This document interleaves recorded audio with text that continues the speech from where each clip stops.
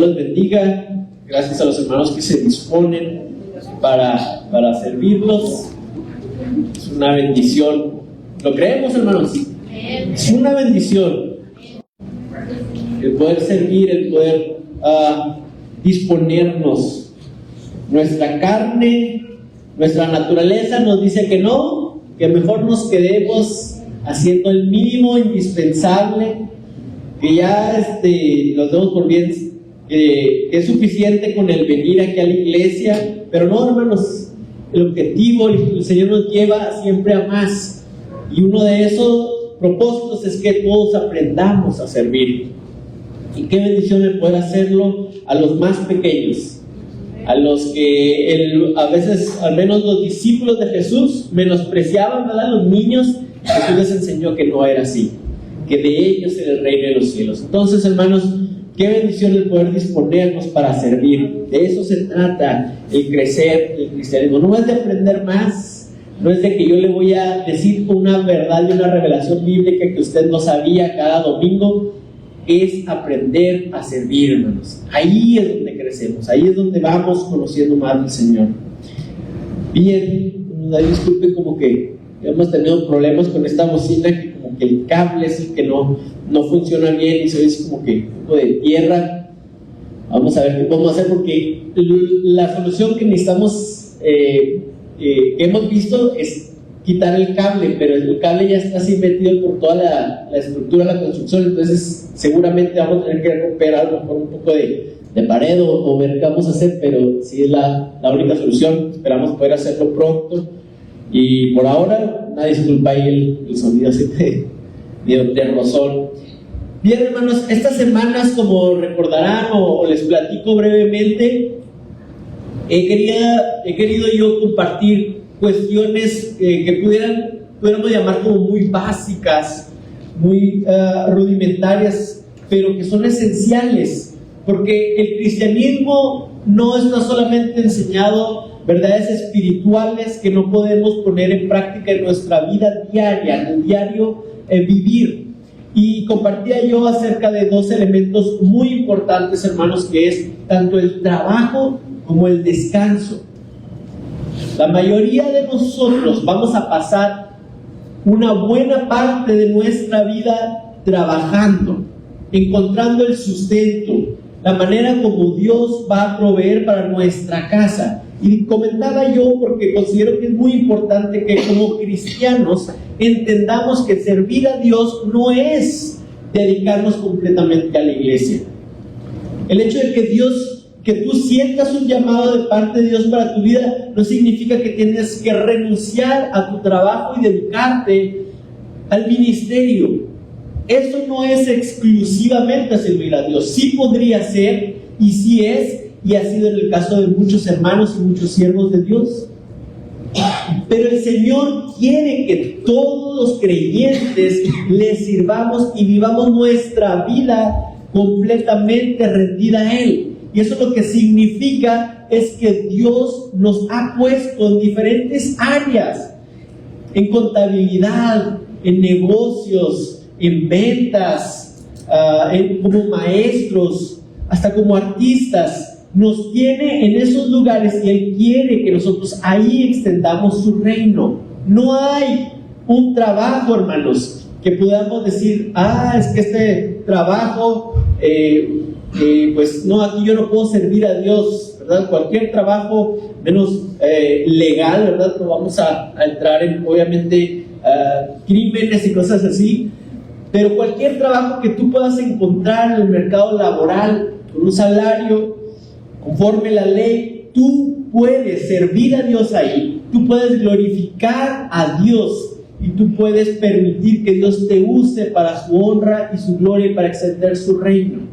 No es necesario que tú renuncies y te dediques a servir en la iglesia, sino que entendamos que nuestro trabajo, nuestra vida se complementa con la obra de Dios. No es exclusivo ni se separa una cosa de la otra. Y hablamos también el domingo pasado acerca del descanso, de cómo Dios dio un principio de descanso cuando después de los 6 días de la creación Él decidió detenerse, detener la obra, comprender que había sido completa y en el 7º día descansar. Y con eso nos dio un principio de descanso necesario para nuestro cuerpo. Es muy importante entenderlo, hermanos, y encontrar ese balance y en una disposición de tanto trabajo, tanto descanso, y entender lo que es el descanso. Para mí es muy importante compartir desde este púlpito, hermanos, la diferencia entre el descanso y el ocio. Pablo habló acerca del ocio y instó a los hermanos en la iglesia de Tesalónica a que no fueran ociosos. ¿Cuál es la diferencia? El ocioso es aquel que no quiere trabajar. Y cuando alguien no quiere trabajar, se encuentra razones, excusas y motivos para no trabajar. En el caso de los de Tesalónica, pues entendemos por la carta del apóstol Pablo que algunos decían que como Cristo ya venía, pues entonces ya no trabajaban. Ya nomás estaban, según ellos, esperando la venida de Cristo en cualquier momento, y eso los hizo renunciar a su trabajo. Y eso los hizo que ya no tenían ninguna ocupación de provecho, de productividad. Y entonces se convirtieron en una carga para la iglesia. Y el apóstol Pablo escribió acerca de esto. Por nada estéis ociosos, hermanos. Pero la diferencia con el descanso es que el descanso lo entendemos como algo que viene después del trabajo. Cuando tú tienes un propósito, cuando tienes un llamado, cuando estás trabajando en ello, cuando eres fiel, el descanso es una bendición. Pero cuando no, cuando solamente estás huyendo del trabajo, de cualquier responsabilidad, el descanso se vuelve en ocio. El ocio es una carga y una pesadez para nuestro mismo cuerpo, hermanos. Entonces, entender que el descanso es realmente saber cómo aprovechar el tiempo que no vamos a trabajar, porque Dios no quiere que trabajemos 24 horas los 7 días de la semana. Él está instituido como que un descanso, y así hay un poquito también la diferencia entre el día de descanso de la ley mosaica y el día del Señor, el domingo, ¿verdad? Cuando celebramos y nos reunimos, porque el Señor dice que se levantó de la muerte un primer día de la semana, muy temprano. Y encontramos en el Evangelio de Juan que el primer día de la semana el Señor se encontró con sus discípulos. Estaban reunidos un primer día de la semana, cuando la primera vez que se les apareció como que de manera grupal. Y luego resulta que no estaba Tomás. Y Tomás, como no estaba, no les quiso creer a sus compañeros del ministerio, ¿verdad?, que Jesús se había levantado, y les dijo: hasta que no lo vea yo con mis propios ojos y pueda tocarlo, no voy a creer. ¿Y saben cuándo se volvió a aparecer Jesús? Usted lo puede encontrar también ahí. Dice que 8 días después, otro primer día de la semana, estaban reunidos y ahí se les apareció Jesús. Y ahora sí con Tomás ahí presente. Es un principio por el cual la iglesia ha decidido que es el día, como lo conocemos, el día del Señor, el domingo. Pero cualquier manera que sea, hermanos, es importante el descanso. Y ahora me gustaría hablar también de una manera muy práctica acerca de los riesgos y las oportunidades, porque estamos en una vida donde vamos a encontrar siempre riesgos y oportunidades. ¿Qué es lo que podemos hacer? A mí me gustaría que me acompañaran, hermanos, a Eclesiastés capítulo 11, y vamos a leer los primeros 6 versículos de este capítulo. Amén. Entonces, Eclesiastés, si batallan en encontrarlo, está exactamente después de Proverbios. Terminando Proverbios, empieza Eclesiastés, y está justo antes de Cantar de los Cantares, 3 libros que se le atribuyen al rey Salomón: de Proverbios, Eclesiastés y Cantar de los Cantares.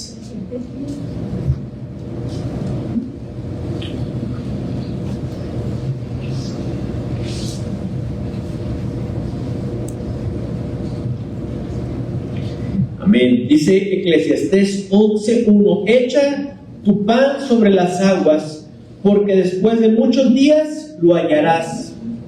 Reparte a 7 y aún a 8, porque no sabes el mal que vendrá sobre la tierra.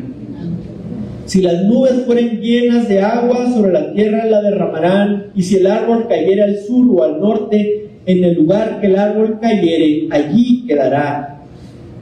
El que al viento observa no sembrará, y el que mira a las nubes no segará. Como tú no sabes cuál es el camino del viento, cómo crecen los huesos en el vientre de la mujer encinta, así ignoras la obra de Dios, el cual hace todas las cosas. Amén. Salomón fue un hombre que a lo mejor de joven no se imaginó que iba a llegar a ser el rey, porque tenía hermanos que le precedían en edad, pero también como en una formalidad. Salomón fue el hijo de Betsabé, el segundo hijo que tuvo con el rey David. Y entonces, cuando las cosas se acomodan para que Salomón sea el nuevo rey de Israel, Dios mismo se le aparece y le concede que le pida cualquier cosa que Dios se le iba a dar, y Salomón pide la sabiduría.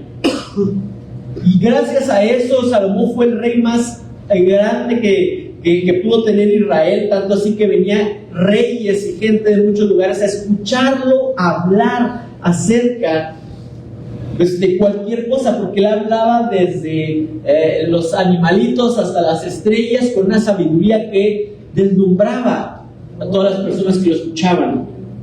Pero como que esa misma sabiduría no pudo enfocarla, no pudo encauzarla de la mejor manera, y encontramos un libro como el libro de Eclesiastés, donde la frase que se repite una y otra vez, usted ya ha leído este libro, es: vanidad de vanidades, todo es vanidad. Salomón llegó a un punto en su vida en donde, como a lo mejor usted y yo hemos escuchado a algunas personas decirlo, no vale la pena nada. ¿De qué sirve? Un poquito es esa la idea detrás de la frase vanidades, vanidades, todo es vanidad. La casa que usted está trabajando por levantar, por arreglar, por pintar, que usted se esmera tanto en limpiar cada día, probablemente dentro de 100 años la habite una persona que no tenga nada que ver con usted. Igual su carro. Esa manera de pensar fue la manera en la que llegó el rey Salomón, de entender que no había diferencia entre el hombre rico y el hombre pobre, que tenían todos un mismo fin. Pero hay una diferencia y hay algo que nosotros podemos aprender, porque eso no es la mentalidad que podemos tener como hijos de Dios. Reconocemos que sí, hermanos, todo esfuerzo aquí en la tierra, visto desde una perspectiva humana, física y material, te vas a dar cuenta que todo lo que tú te esfuerzas, dentro de cierto tiempo te vas a dar cuenta que no valió la pena a lo mejor, si no tenemos nuestros ojos puestos en lo eterno. Esa es la diferencia, hermanos. Y entonces aquí Salomón empieza diciendo: echa tu pan sobre las aguas, porque después de muchos días lo hallarás. Amén.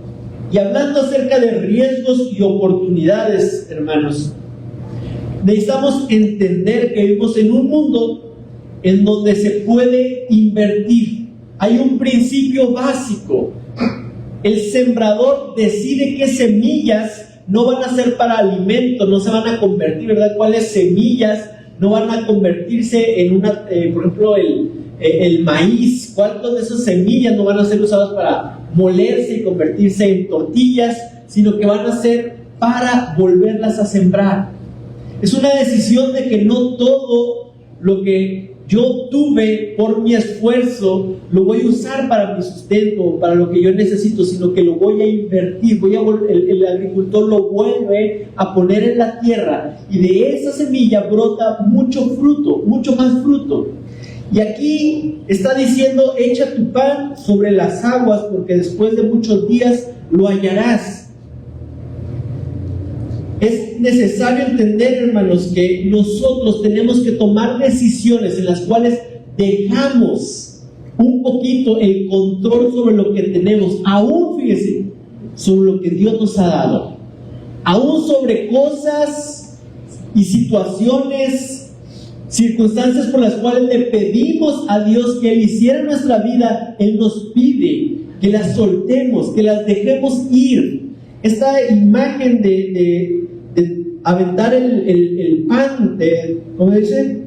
Echar el pan sobre las aguas, ¿verdad? Tiene como dos significados: el poder vender la semilla, el trigo en barcos.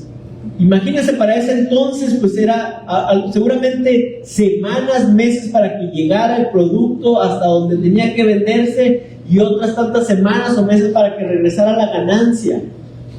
Pero necesitaban hacer eso. De nada te sirve retener. Necesitamos de vez en cuando y en cierta medida soltar aún lo que Dios nos ha dado, aún lo que nosotros trabajamos, para que pueda rendir mayor frutos. Por eso dice, ¿verdad?, que echar el pan, no hay control, es una situación muy riesgosa. Echar el pan sobre las aguas, muchas cosas pueden suceder. Pensamos en la historia, ¿no?, de cuando vemos los piratas y todo esto. Los mercaderes lanzaban o mandaban su mercancía en barcos y no sabían si iba a regresar. Era una empresa riesgosa, pero sabían que era mejor arriesgarse en esta inversión, porque la ganancia iba a ser mayor a que si retenían aquello que habían producido. Y la Biblia nos enseña que aún con todo lo que, las cosas tristes, las cosas malas que suceden en el mundo, que no por eso necesitamos llevar una vida de desesperanza, de derrota, sino una expectación, porque Dios puede multiplicar lo que nosotros le entregamos. Dios puede multiplicar lo que nosotros estamos dispuestos a soltar. Y eso nos debe mantener con ese espíritu, hermanos, de expectación, de emoción por la vida, porque no sabemos qué es lo que Dios puede hacer con lo poco o mucho que tú estás dispuesto a sembrar, a soltar. Mire, yo soy músico, y desde los casi 9 años estoy tomando clases. Para mucha gente que quiere aprender un instrumento, le llama la atención el poder tocar alguna canción que le gusta, les llama la atención el poder disfrutar de hacer música, pero la realidad es que de nada te sirve, o realmente es un esfuerzo vano el aprender a tocar un instrumento si nunca te vas a poner a compartir con otras personas, ¿verdad? Como los compañeros que vinieron el jueves, ellos han pasado horas y horas y han invertido una cantidad impresionante. Si usted supiera cuánto cuesta cada uno de esos instrumentos, cuánto cuesta una de las boquillas con lo que donde pasa el aire de cierta manera, todo ese esfuerzo. El objetivo principal o la mayor recompensa que se puede tener por todo este esfuerzo es que lo disfrute alguien más. Si usted le va a dedicar tantas horas a aprender un instrumento y solamente lo va a tocar usted encerrado en su casa, es una mala inversión, porque ya cuando te metiste a hacer esa inversión, lo mejor es que más personas lo puedan disfrutar. Amén. Van a pasar muchas cosas. Si usted alguna vez se embarca en esta aventura de aprender a tocar un instrumento, si tú ya lo estás haciendo, déjame decirte que uno de los mejores y mayores objetivos que tú puedes tener es compartir eso con otras personas. Lo vas a disfrutar tú, sí, lo puedes disfrutar de una manera personal, pero hasta que estás dispuesto a ponerte y ser vulnerable y pararte en una plataforma y decir: esto es lo que yo tengo, esto es lo que yo he preparado, esto es el nivel en el que estoy, no va a poder dar fruto todo ese trabajo. Es necesario, hermanos, recordar que el pan, aunque bien pudiera ser el sustento de esta tarde, si lo aventamos sobre el agua, si estamos dispuestos a soltar el control que decimos o pensamos tener sobre ello, Dios puede multiplicarlo. ¿Cuántos lo creen? Amén. ¿Cuántos creen que Dios nos invita muchas veces a soltar aquellas cosas que Él nos ha dado? Que Él nos invita a soltar lo que pensamos que si lo perdemos nunca vamos a obtener nada mejor, y Dios quiere siempre darnos algo mayor. Dice ahí en el versículo 2, reparte a 7 y aún a 8, porque no sabes el mal que vendrá sobre la tierra. El número 7, ¿de qué nos habla? Desde la creación, ¿de qué nos habla? 7 días. De perfección, de que algo está completo. Cuando nosotros somos llamados a la generosidad, a compartir, a lo mejor va a haber un número que tú consideres que es el perfecto. A lo mejor va a llegar un momento en el que tú digas, yo ya completé, estoy completo en cuanto a lo que yo tengo que repartir. Pero aquí la invitación del predicador, ¿verdad?, de Salomón es que repartamos a 7 y aún agrega a 1 más. Esto nos habla de completar, de hacer completo el llamado que tenemos en cuanto a compartir, y vayamos un poco más. Como cuando Jesús les enseñó a sus discípulos que fueran la milla extra. Si alguien te pide que lleve su carga 1 milla, tú llévala 2. Es una invitación en el reino de Dios a repartir no solamente lo justo, lo necesario, lo que sentimos como lo que es suficiente, sino siempre extendernos un poquito más. ¿Y cuál es la razón que da aquí el predicador? Dice, porque no sabes el mal que vendrá sobre la tierra. Esto podría sonar como algo contraintuitivo, porque nuestra naturaleza de alguna manera es poseída por la avaricia. La avaricia es algo que se predica en el sistema de este mundo. La avaricia es algo que está constantemente llamando a las personas, que Dios los invita a ser generosos, y les dice que como no saben el mal que vendrá sobre la tierra, mejor no sean generosos, mejor no repartan. La avaricia nos dice, es que tú no sabes lo que puede pasar el día de mañana con el país. Tú no sabes lo que puede pasar con tu trabajo. Tú no sabes lo que pueda pasar con, pues no sé, cualquier cosa. El mal que venga sobre la tierra, alguna guerra, alguna situación, desastre natural. Tú no sabes, entonces no repartas. Es la mejor decisión que puedes tener, es la invitación que te hace la avaricia. Pero en el reino de Dios, en la palabra de Dios, encontramos que lo mismo que usa la avaricia para invitar a no repartir, la palabra de Dios nos invita a ser generosos. La misma razón, porque no sabes el mal que vendrá. Entonces, hermanos, es una contracultura, es algo opuesto a lo que el mundo está diciendo, es algo opuesto al temor que se hace presente cada día en el corazón del ser humano. Es que viene algo malo, es que viene algo terrible, yo no puedo repartir, no puedo ser generoso, no puedo entrar en esta invitación de ser como en el corazón del Padre, de repartir, o a lo mejor me quiero conformar con lo mínimo, cuando en realidad nos está invitando a ir de 7 y aún más allá por el mal que viene. Si me acompañan, yo creo que ustedes también han escuchado, y vamos a leer la parábola del mayordomo injusto en Lucas 16, porque enseña algo similar a eso.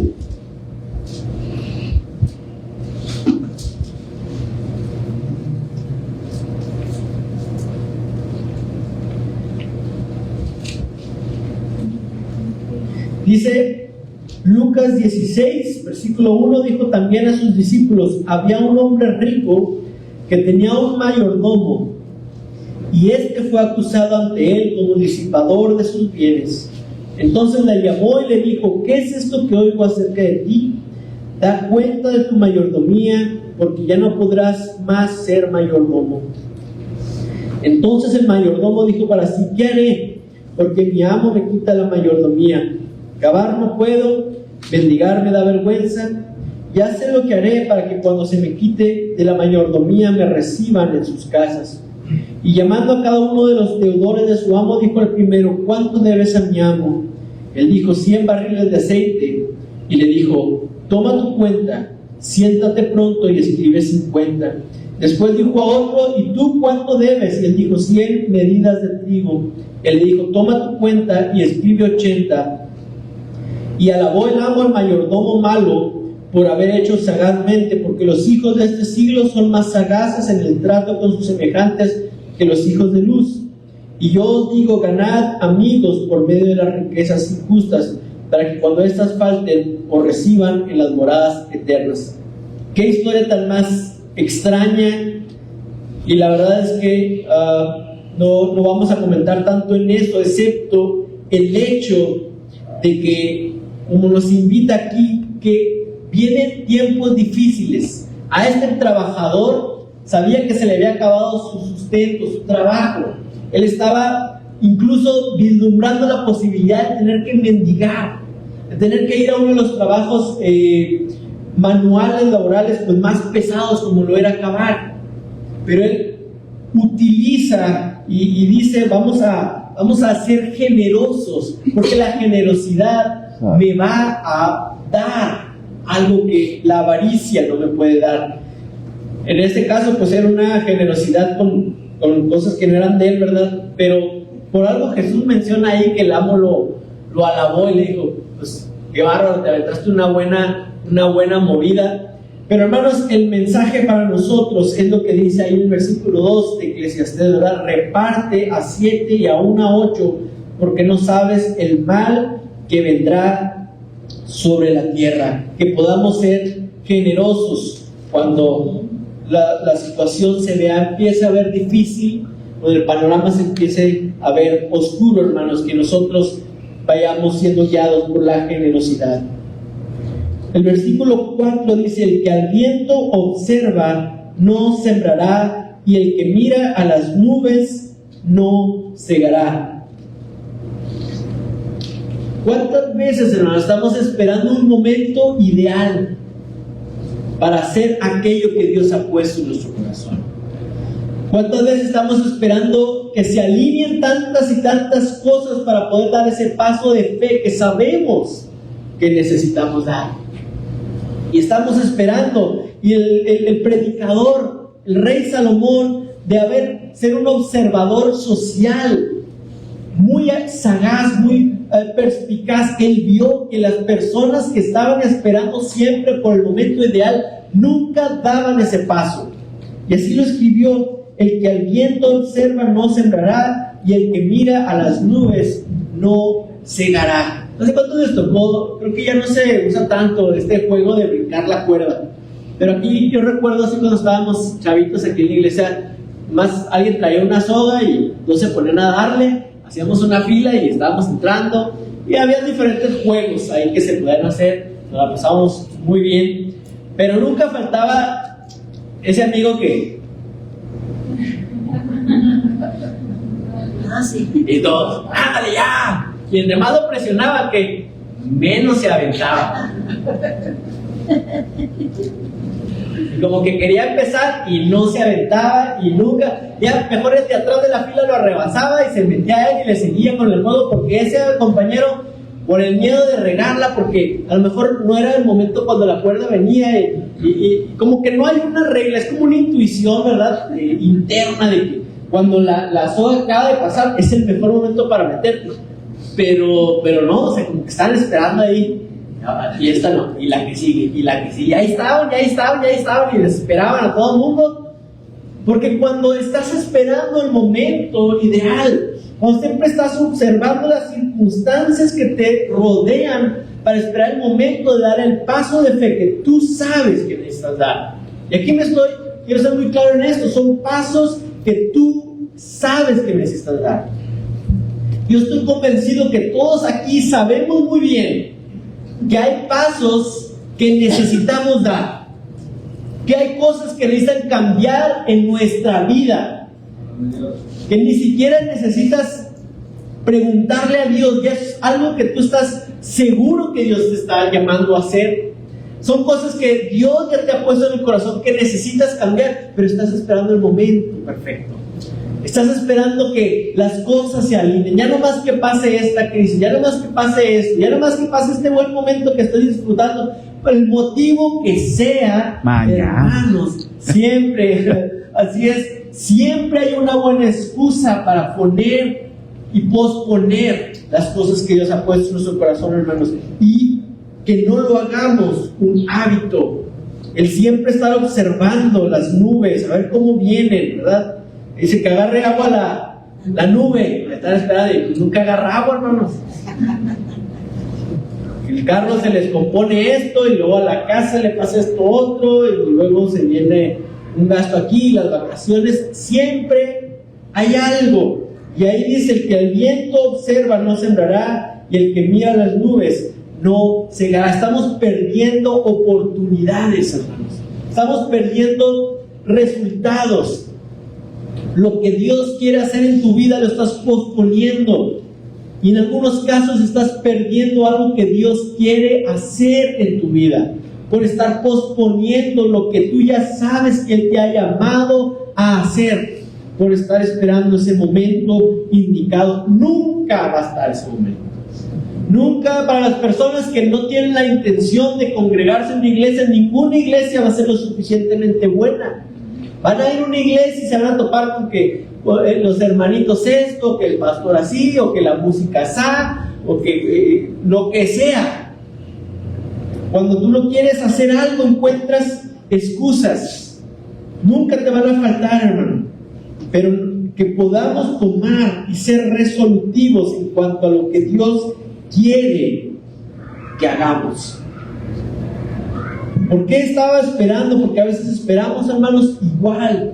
Hay una avaricia, hay un deseo porque el resultado sea el mayor. No, es que si me espero un poquito más, el resultado va a ser mayor. Es que si aguanto un poquito más, y ahí se nos va pasando el tiempo, cuando muchas veces dice: el día es ahora. Tú necesitas tomar esta decisión, necesitas cambiar. Hay momentos que el Señor abre una ventana de oportunidad que tú necesitas tomar, que no es para que estés esperando, que necesitas escuchar la voz de Dios y actuar. Es uno de los grandes misterios, ¿verdad? Como dice ahí el versículo 5: tú no sabes cuál es el camino del viento, o cómo crecen los huesos en el vientre de la mujer encinta, así ignoras la obra de Dios, el cual hace todas las cosas. Es un misterio, hermano, porque de alguna manera entendemos que Dios es el que hace. De alguna manera entendemos que Dios es el que va a hacer que las cosas sucedan, pero está esperando que nosotros tomemos una decisión. Dios no obra en la indecisión. Dios no obra en la falta de fe. A mí me sorprende cómo Jesús, ¿verdad?, a todas las personas que se acercaban con Él, que iba a hacer un milagro, les hablaba acerca de su fe, les preguntaba si tenían fe, si creían que Él podía hacer eso. De alguna manera Jesús podía simplemente haber sanado a todas las personas que había alrededor sin haber interactuado con ellos. Pero Dios y Jesús quería conocer dónde estaba su fe. Porque esa fe se manifiesta a veces en una palabra, en el decir sí creo, pero a veces se manifiesta en dar el primer paso. Algunos solamente les preguntaba y en base a su fe les concedía ese milagro, pero había otros que los mandaba que se lavaran, había otros que tenían que dar el primer paso, como la mujer con el flujo de sangre tuvo que abrirse paso hasta llegar a Jesús. Y entonces el poder para sanidad se hizo evidente en ella. Hay una frase, ¿verdad?, que entendemos que es: si nosotros hacemos lo ordinario, Dios hace lo extraordinario. Nosotros necesitamos hacer lo ordinario, lo que es común, para que Dios se manifieste en lo extraordinario, para que solo Él haga lo que solamente Él puede hacer, lo que nosotros estamos convencidos de que no podemos hacer, pero Él sí. Y en base a esa fe se manifiesta en dar el primer paso en esa dirección. No porque yo sé que lo puedo lograr, no porque yo confío en mis propias fuerzas, no porque yo sé que tengo los recursos, sino que doy un paso creyendo que Dios hará el resto. Amén. Y hemos visto la mano de Dios, obrando de esta manera. Amén. Yo sé que todos tenemos testimonios de cómo empezamos muchas veces algo creyendo y Dios hizo aquello que nosotros no podíamos hacer, que Él esperó a que nosotros hiciéramos lo que podíamos para Él manifestarse en lo que no podíamos. Pero el pastor Leonardo Lombard, del cual estoy tomando el estudio, él compartía una frase que nos lleva todavía a un nivel mayor de entender cómo Dios opera y quiere que su iglesia opere. Y él decía: si nosotros hacemos lo ordinario de manera extraordinaria, Dios hace lo extraordinario de manera ordinaria. Una vida en la que los milagros del Señor se vuelven ordinarios, comunes. ¿Cuándo? Cuando nosotros nos decidimos a hacer lo que nos toca, lo ordinario, en la mejor manera posible, de una manera extraordinaria. Cuando nosotros hacemos lo ordinario de manera extraordinaria, Dios hace lo que Él hace, lo extraordinario, de una manera ordinaria, en el día a día. Es la invitación que Dios nos hace, no a tener miedo, no a vivir en la desesperanza, no a estar viendo solamente las circunstancias que nos rodean, sino ver a un Dios que es mucho más grande que cualquier circunstancia, que es mucho más grande que cualquier problema que podemos enfrentar o vislumbrar. Él es, hermanos, la fuente, Él es el principio y el final de la fe. En Él ponemos nuestra confianza, no en nosotros, no en lo que nos rodea, ni en nuestras capacidades. Es en Él que podemos confiar, hermanos. Hoy es un buen día para sembrar, hoy es un buen día para creerle. Y dice, para terminar, termina diciendo: siembra por la mañana y por la tarde no dejes descansar tu mano. Muchas veces creemos que solamente hay una etapa de la vida que Dios quiere usarnos, que solamente hay un momento. Y es una invitación que hace el predicador a los jóvenes: siembra por la mañana. Aprovecha el tiempo de la mañana para sembrar. Cuando eres joven, de hecho es como termina el libro de Eclesiastés: gózate en tu juventud, aprovecha tu juventud, sabiendo que Dios te va a juzgar, pero aprovéchala. Dice aquí: siembra por la mañana. Para los jóvenes esta invitación a sembrar, pero dice: y no dejes descansar tu mano por la tarde. Por la tarde, ese momento que muchas veces queremos ver como el momento de descanso, ahí también Dios puede obrar. Hermanos, no hay un momento en el que el Señor diga: ya, yo no te puedo usar, ha pasado tus mejores años. A lo mejor el mundo sí te lo va a decir, a lo mejor el mundo sí dice: tú ya no tienes oportunidad, tú ya no me sirves de nada.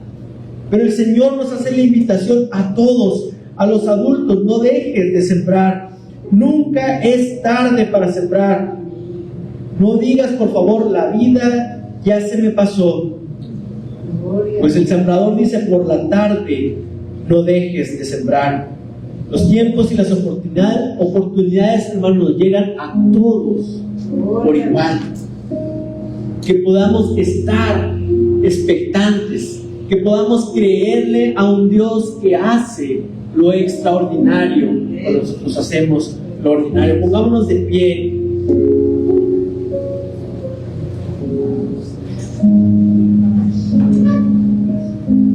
Señor, queremos aprovechar el tiempo que tú nos has dado. Queremos poder, oh Dios, creerte a tu palabra, a que tú eres bueno, creer en tu carácter, Señor, a cómo te has manifestado una y otra vez, para poder estar dispuestos a echar nuestro pan sobre las aguas, para que estemos dispuestos, Señor, a trabajar, a tomar las decisiones sin estar viendo las circunstancias y esperando un momento ideal, sino creer que tú, Señor, vas con nosotros, nos acompañas en nuestra debilidad, en nuestra flaqueza. Señor, el poder sembrar, el poder creerte a ti en la mañana, cuando sentimos que es el mejor momento, pero que también están esas ganas de quedarnos dormidos, esas ganas de quedarnos, Señor, todavía un rato más en la cama, que nos levantemos y aprovechamos el tiempo de la mañana para sembrar la juventud, Señor, pero también que al ver la tarde entendamos que tú puedes hacer todas las cosas, que para ti el tiempo, Señor, en ti el tiempo siempre es perfecto, que por la tarde no descansemos nuestra mano, que entendamos, Señor, que tú tienes un trabajo, un propósito para cada uno de nosotros, en cada etapa de nuestra vida. No es que se pase la vida, no es que se pase, Señor, y se acabe por completo la capacidad de servir tu reino cuando llegamos a cierta edad. En todo momento tú puedes y has utilizado personas, Señor, para hacer cosas extraordinarias cuando ellos se disponen a hacer lo ordinario. Gracias te damos, oh Dios, porque en ti podemos esperar, porque tú eres ese Dios que se goza en avergonzar lo que es a los ricos, a los poderosos, nos avergüenza con lo débil, con lo insignificante. Señor, con nuestra flaqueza y nuestra debilidad tú puedes hacer mayores cosas que con la fortaleza de este mundo. Que podamos aprender a confiar en ti, a creerte a ti, a responder a tu llamado en el momento indicado. Te lo pedimos, Señor, en tu nombre precioso. Amén. Gracias.